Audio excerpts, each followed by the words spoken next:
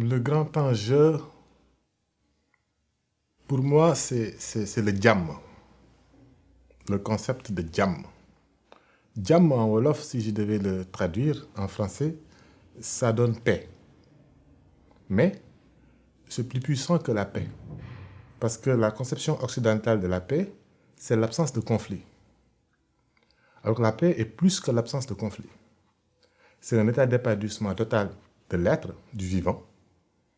Et lui, d'abord, en tant que territoire, le territoire qu'il habite en tant qu'humain, son corps, et ensuite de ses interactions avec son épanouissement un peu, j'emprunte le concept Ubuntu, qui est en dépendance avec toute la cosmogonie autour de lui. Son habitat, d'abord immédiat, et des autres. Cette interdépendance où il faut apporter partout, par son action, cette paix-là, que j'appelle le jàmm. Pour moi, c'est tout l'enjeu de notre monde d'aujourd'hui.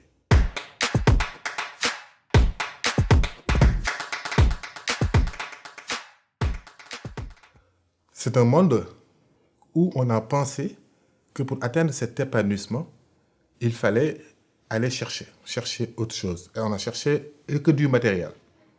Et dans cette recherche effrénée, nous avons fini par nous détruire nous-mêmes. Nous avons détruit nos liens, nous avons sous-estimé notre autre, qui est nous-mêmes, c'est-à-dire les territoires qui sont en face de nous, notre habitat, tout a été détruit. En tout cas, sérieusement amoché, au point que les liens sont en conflit, en tension, ou d'autres sont en épuisement total, sinon fini. Et l'enjeu pour moi aujourd'hui, c'est comment on peut retrouver cette paix, cette quiétude, ce jàmm, qui est la seule garantie de la vie. Parce qu'en fait, il s'agit de la vie.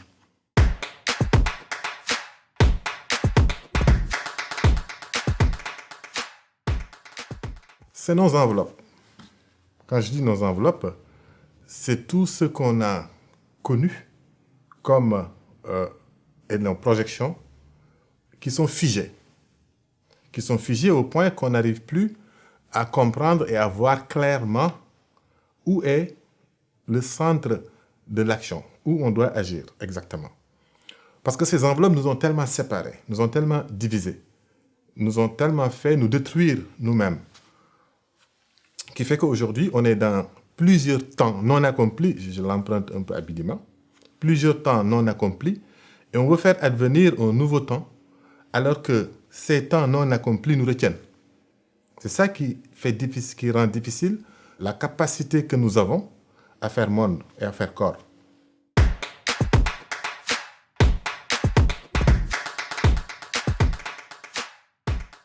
Je prends juste quelques exemples de là d'où je parle, qui est l'Afrique. Le temps colonial est en cours. C'est-à-dire que les outils, ce que j'appelle les outils de la colonialité, sont tous en vigueur.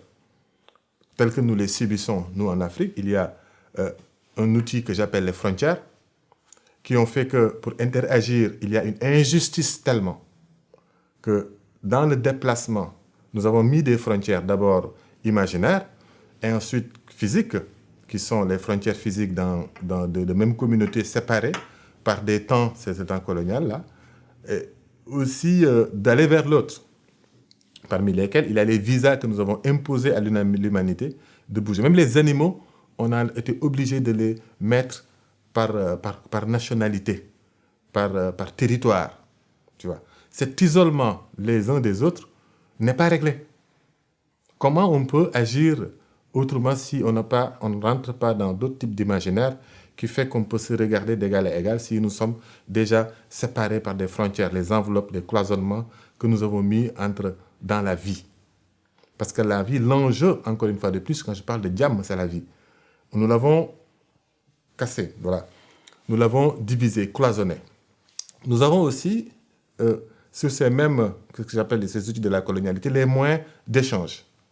Moi, je suis du CFA, l'autre est de l'Europe et de l'euro. L'euro conditionne le CFA n'arrive pas à se déterminer.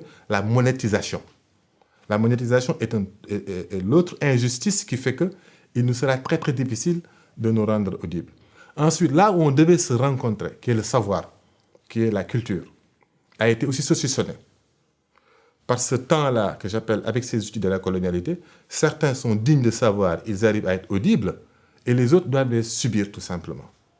Et on est arrivé à un moment où on se rend compte que les modèles que nous avons suivis jusque-là, eh bien, sont en train de faire éclater la vie tout simplement.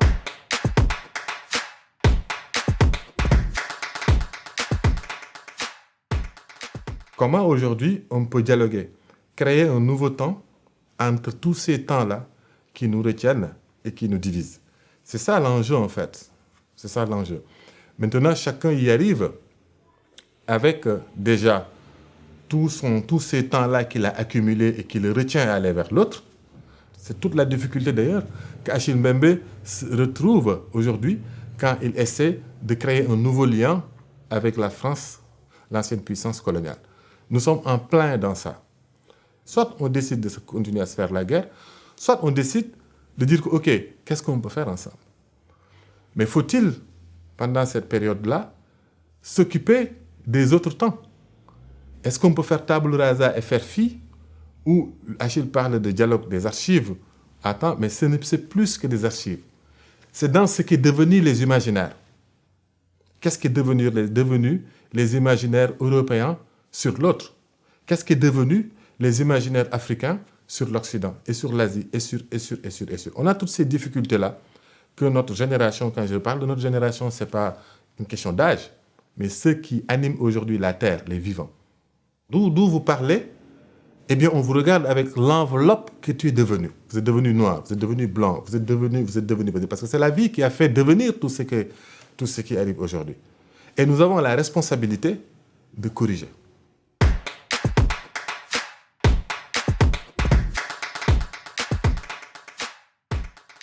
Mon engagement s'inscrit dans cette corruption parce que nous avons développé le concept que nous appelons Yami Gorhi, c'est-à-dire la paix des terroirs, qui doit, à mon avis, être un mouvement au-delà de la politique, au-delà de l'économique, au-delà du social, au-delà du philosophique, au-delà. Il faut réhabiter d'abord nos imaginaires. Mais tant qu'il n'y a pas un imaginaire commun sur ce vivant que nous constituons, on ne peut rien faire. Si dans mes imaginaires, l'autre, je le regarde toujours comme le pire, parce qu'effectivement, la France reste un pire à mes yeux. Parce que dans son action, ces temps de colonialité qui ont fait que je le regarde comme avec mépris ou qu'il me regarde lui avec mépris, n'est pas, on ne lui apporte pas cet effort de jam, de care. Comment on peut s'en sortir? On ne pourra jamais s'en sortir. Maintenant, il faut faire quelque chose. Moi, personnellement, après l'activisme de remise en cause, il y en a marre de dire que non, ça ne va pas, il faut qu'on s'arrête. De dire que, écoute, il y en a marre, non pas parce que seulement c'est l'autre, mais parce que moi-même, je suis inactif, je suis inacte, je subis, je n'assume pas ma responsabilité en tant qu'enveloppe humaine présente sur Terre en ce moment. Il fallait déclencher ce mouvement-là pour nous-mêmes nous mettre en mouvement, nous mettre en action. On s'est mis en mouvement avec une remise en cause, ce n'est pas mauvais. Mais après, comment on fait le cheminement pour essayer de se dire que voilà, là, il faut qu'on construise autre chose.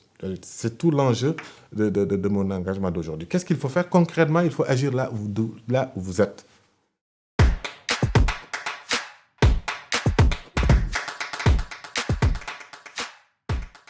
Y en a marre, nous avons voulu nettoyer les écuries d'OGS. Ce que j'appelle les écuries d'OGS, nous sommes en Afrique avec des chefs d'État qui ne respectent aucune règle. OK, on va vers la démocratie. Tout le monde dit oui, il faut aller vers la démocratie. Mais les règles du jeu sont changées tout le temps au moment du jeu. Ça ne permet pas de faire éclater les talents. Ça ne permet pas de faire éclater les initiatives.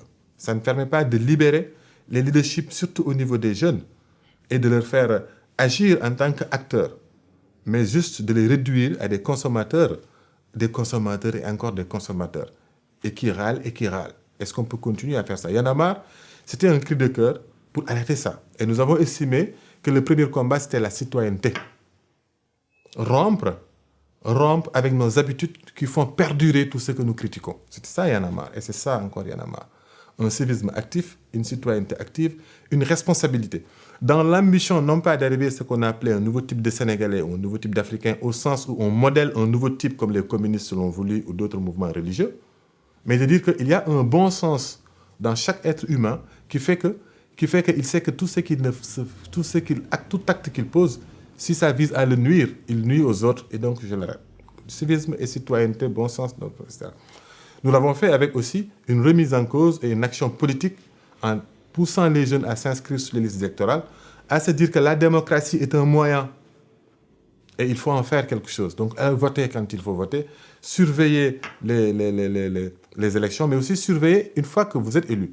Qu'est-ce que vous faites du pouvoir qu'on vous a donné et rester dans cette posture critique de remise en cause permanente, d'être cette opinion critique vis-à-vis de ceux qui sont élus. Ce travail-là se poursuit sur le continent avec plusieurs mouvements à travers un réseau que nous avons mis en place qui s'appelle Afriki. Afriki, où on essaie de produire du savoir dans notre action, de le faire grandir, parce qu'une action sans une réflexion, et nous avons associé les intellectuels, les artistes qui ont aussi d'autres types qui sont des créateurs, dans ce mouvement-là, ce que nous essayons de faire avec Afriki qui regroupe l'ensemble de ces mouvements-là. Donc, Y'en a marre, Afriki, nous poursuivons à faire. Mais il ne faut pas s'arrêter là.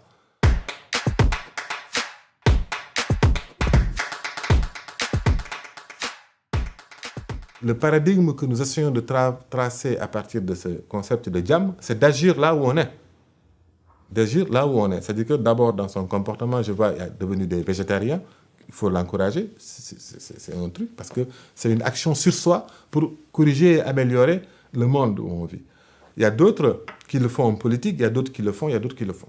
Alors nous, compte tenu de notre territoire, que j'appelle là où je viens aujourd'hui, parce que aussi, si on vient sur l'origine, c'est compliqué et complexe. Et quelle responsabilité j'ai vis-à-vis de là où je suis aujourd'hui et là où je serai demain? Parce que le monde reste à nous. Parce que moi, je suis dans cette conception de la vie où le monde est à nous.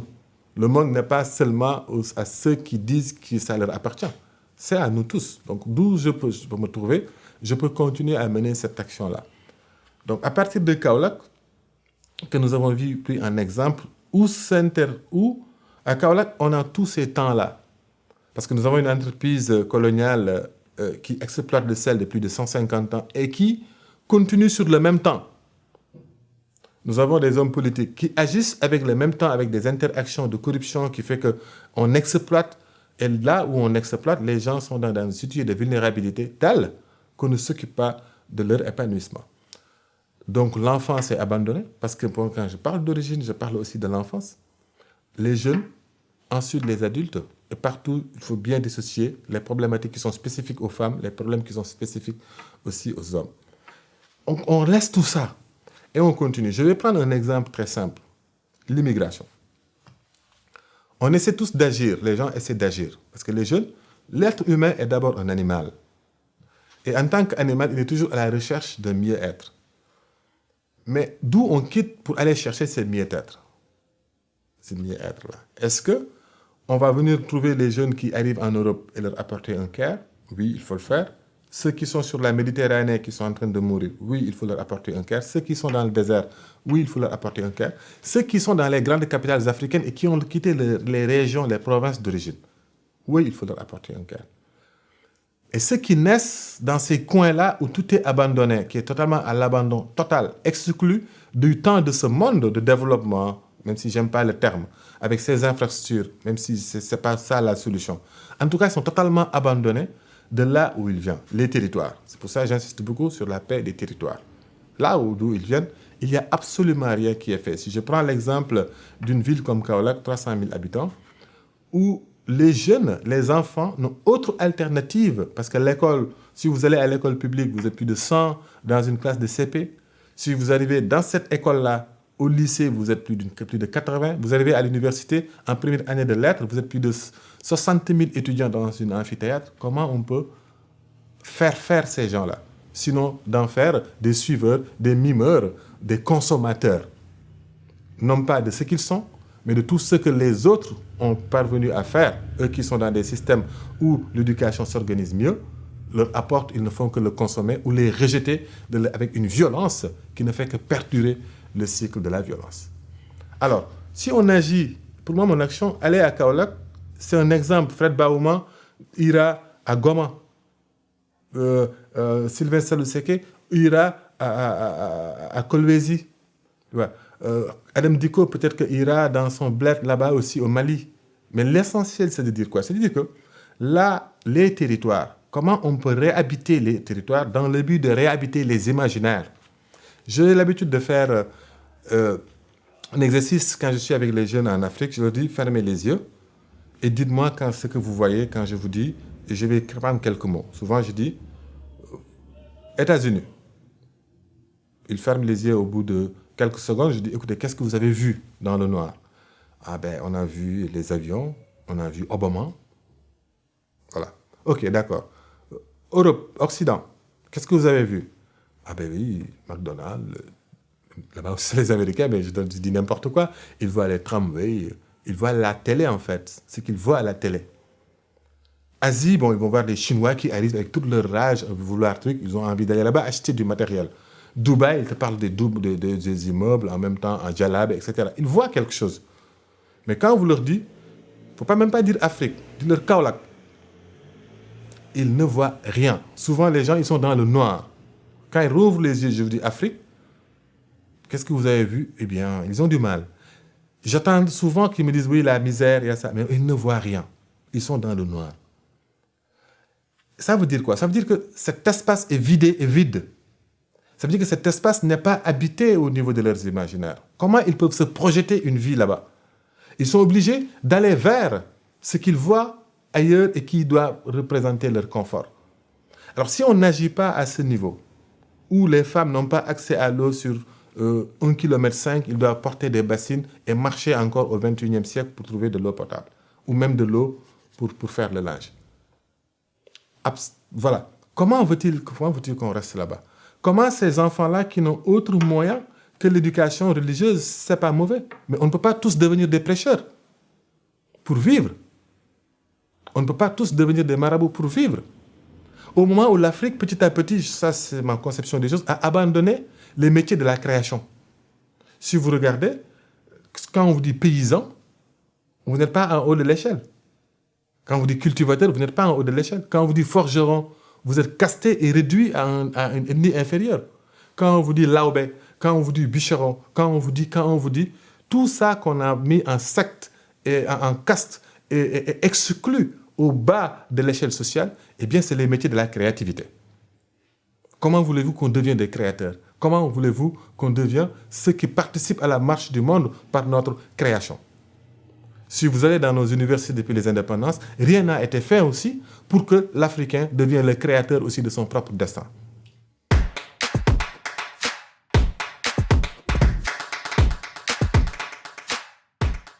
Il faut réhabiter ces imaginaires, mais à partir des territoires d'origine. On s'agglomère dans les capitales, personne ne fait rien, et pourtant, ce n'est qu'un chemin. On oublie que ce n'est qu'un chemin. Les capitales africaines ne sont qu'un premier lieu d'agglomération pour aller vers l'Europe, vers les États-Unis, vers Dubaï, vers la Chine, tout autre confort que notre imaginaire a déjà représenté. On oublie qu'il ne faut pas agir dans les capitales, je vois des pancartes, oui, l'immigration. Non, ce n'est pas ça la question. La question, c'est d'aller là où les gens naissent et de l'habiter avec leur apporter le soin qu'il faut, ce que j'appelle le diam, c'est quoi? C'est avoir une école décente. Créer les conditions de trouver de l'aliment autour de soi. Créer les conditions de trouver les humanités autour de soi. Qu'il faut que vous vous développez avec ces territoires-là et dans le but de... Et si vous partez ailleurs, c'est pour profiter des vacances que ça offre, même dans la capitale, et revenir épanouir et s'épanouir dans son propre territoire. L'idée, c'est de faire un retour, de faire ce voyage dans le passé, mais qui n'est pas un passé dans un temps lointain. Mais l'idée, c'est de faire ce retour. J'ai l'habitude de dire que papa et maman, ce sont les preuves palpables d'un passé, de mon passé à moi-même. C'est une partie de moi, un peu dans le passé, encore vivant avec moi. Qu'est-ce qu'on en a fait? Et quand je dis papa et maman, c'est nos terres d'origine, c'est nos territoires d'origine. Qu'est-ce qu'on en a fait? On est tous dans un mouvement vers l'agglomération des villes et on veut l'arrêter en disant oui, l'immigration sociale, alors que ça a déjà commencé à l'intérieur de nos territoires. C'est pour ça qu'avec Jammeh Gori, qu'est-ce que nous essayons de faire? C'est d'apporter le care et le soin à ce niveau, à petite échelle.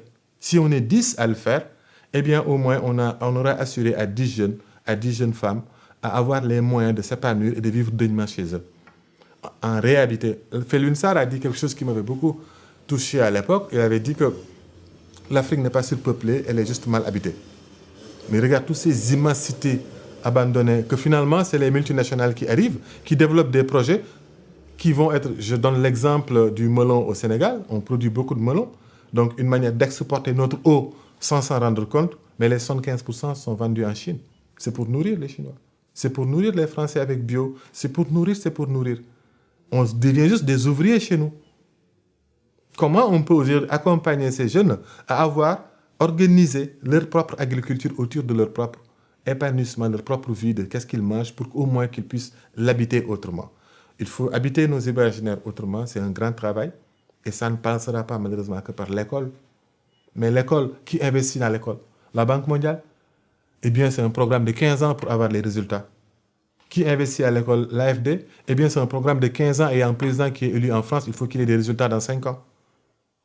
Qui investit? Est-ce que c'est le FMI? Non, ça ne va pas être rentable tout de suite, ça n'apporte pas du profil.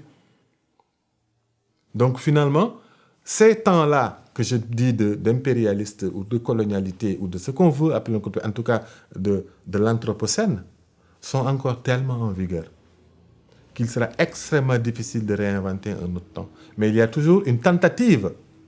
Mais pour moi, il faut retourner à l'origine. Et c'est quoi? C'est les territoires.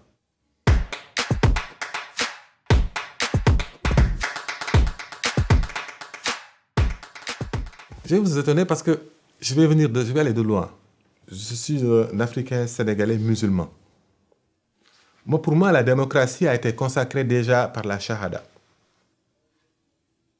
Dès que je dis qu'il n'y a pas de roi sur terre à part Dieu, ça veut dire qu'il n'y a plus de royauté, il n'y a plus d'un homme puissant à qui je dois obéissance.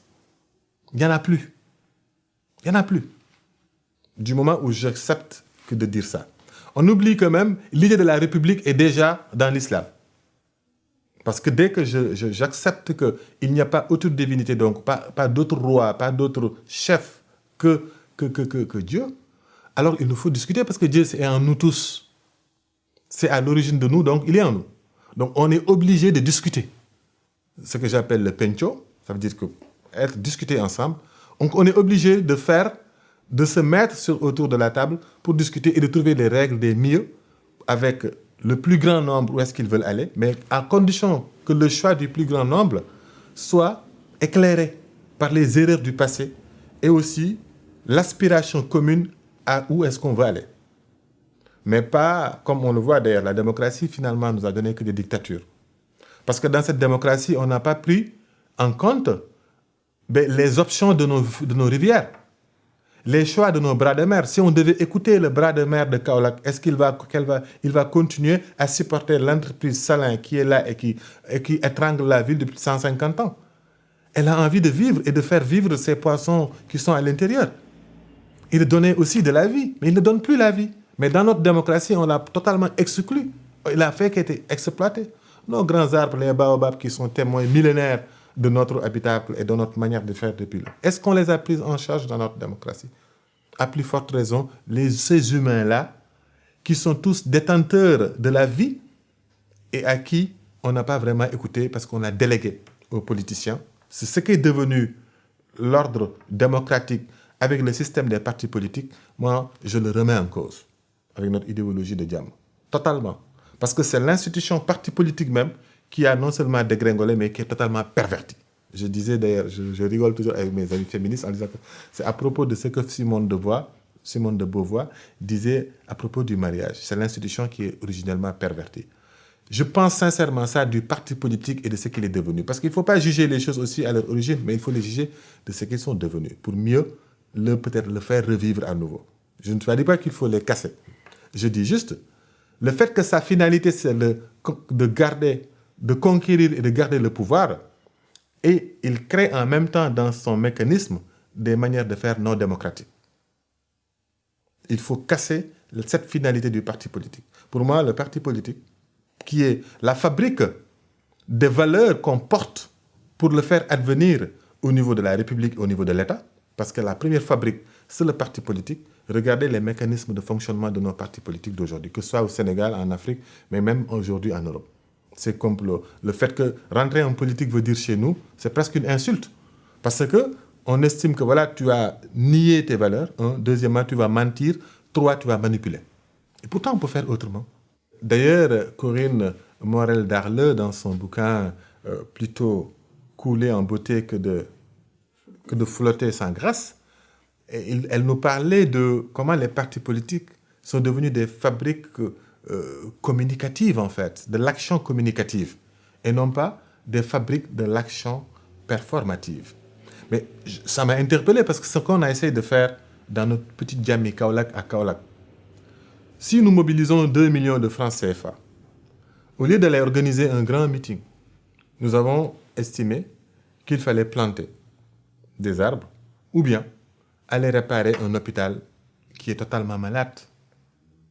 Comment, au lieu de mobiliser beaucoup d'argent dans la communication, nous avons estimé qu'il fallait essayer de regrouper les communautés qui subissent un problème et de les organiser et de les aider, de les faire, parce qu'en tant que parti politique, nous avons une capacité de voir ailleurs, de voir ce qui vient, de voir les opportunités, les possibilités.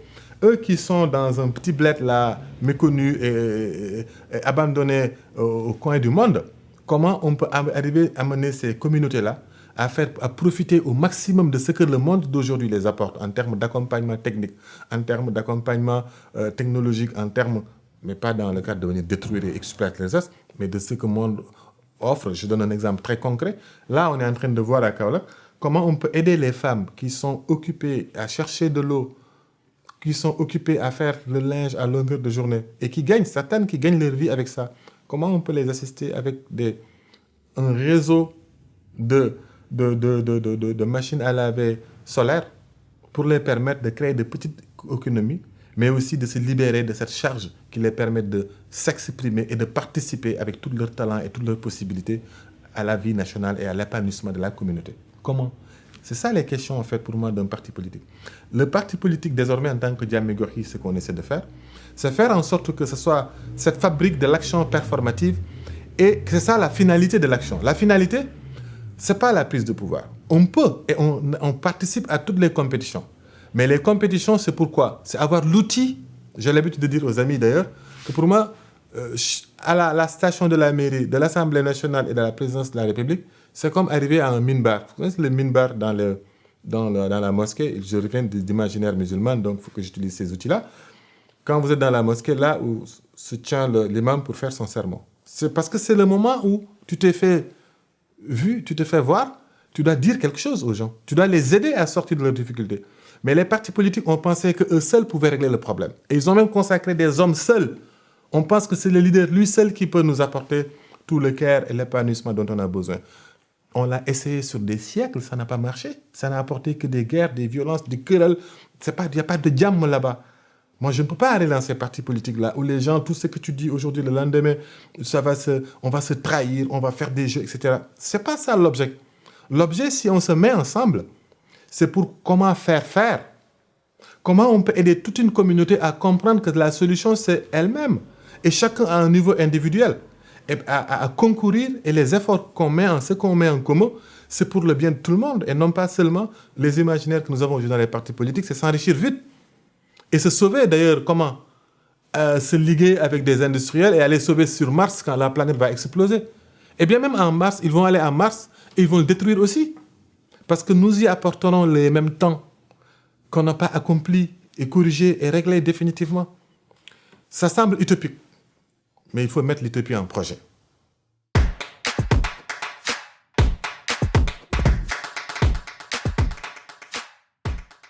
En tant que je vis, il y a de l'espoir.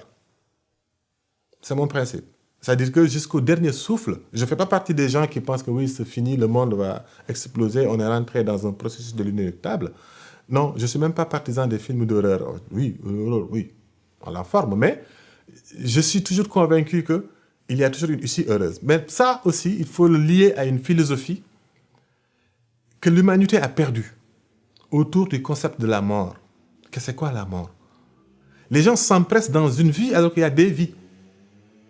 Moi, je ne suis pas du tout pessimiste, en fait, parce que tout simplement, je fais ce que j'ai à faire dans cette vie-là. Et je fais en sorte que tout ce que je fais soit utile, en fait, et sert de repère à mon autre vie, parce qu'Almami, c'est mon fils, et Sawan, mes 2 enfants là, ce sont mes vies aussi, parce que j'y ai laissé une partie de ma vie. Les gens que je fréquente, les gens que je côtoie, ceux qui m'écoutent même dans cette interview, ils ont pris une partie de ma vie. Et qu'est-ce qu'ils vont en faire? Je me suis déjà démultiplié à combien? Et ce qu'ils vont en faire peut toujours servir. Quand est-ce que ça va advenir? Ce n'est pas de mon ressort. Pourquoi ce n'est pas de son ressort? C'est au-delà des croyances religieuses. C'est que juste que ce qui advient dépend le temps que mon corps peut supporter. 100 ans maximum, tu ne seras plus utile. Et pour transformer le monde, c'est plus qu'une vie, c'est plus qu'un siècle. Donc il faut que l'humanité arrête de s'empresser, surtout sur les réseaux sociaux, où on pense que le temps est imparti, les gens sont pressés parce qu'ils veulent tout. On est vorace à vouloir satisfaire cette vie-là, alors que la vie, elle est beaucoup plus grande que ça. Nous sommes dans le temps de la vie qui se réapparaît, qui peut disparaître, revenir. Moi, je ne suis pas... Demain, si on se retrouve sauterelle dans un truc, et après, on vit en fait. L'essentiel, c'est ça. Et l'essentiel, c'est de respecter chaque forme de vie et se dire que peut-être que moi-même, je peux me retrouver dans cette condition de vie. Mais on a figé les choses. On pense que notre monde, c'est ça, c'est le petit là, que nous, on est resté dans nos nombrils. Et que chacun a voulu en prendre, l'Occident en premier, en détruisant toute cette vie. Mais aujourd'hui, il est obligé de s'arrêter. Il est obligé de s'arrêter.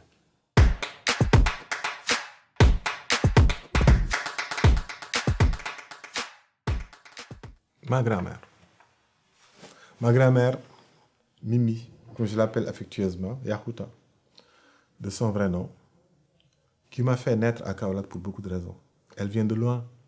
Elle vient de très très loin. Si tu remontes ses origines, tu le retrouves en Irak même. Traverser la Mauritanie et tout, au Gambie, et ensuite venir s'installer dans ce petit bled de Kaolack, qui était une grande intellectuelle de son temps, très très progressiste, qui, dès mon enfance, dans ce milieu reculé de la lumière, de ce qu'on appelle la lumière, m'a fait découvrir ce qu'était la non-violence, parce qu'elle avait son portrait de Gandhi à côté. Elle écoutait déjà BBC à Kaolack dans les années 80.